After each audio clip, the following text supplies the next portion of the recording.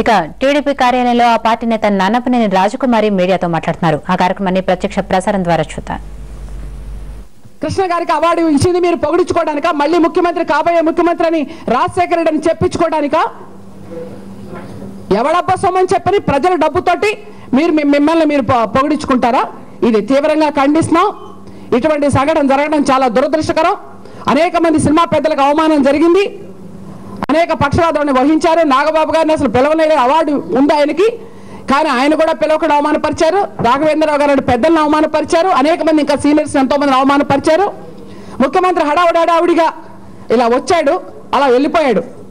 మళ్ళీ అక్కడ ఉండే తర్వాత అక్కినేని నాగేశ్వరరావు గారు ఎవరిని గౌరవించారు? వాళ్ళు అసలు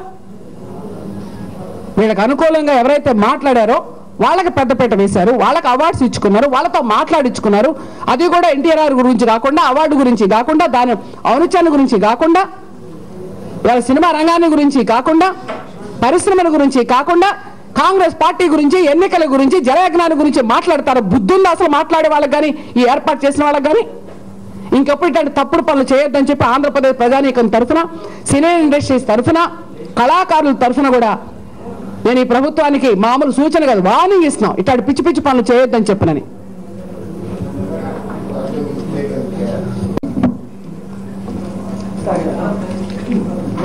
నమస్కారం అండి, థ్యాంక్ యూ.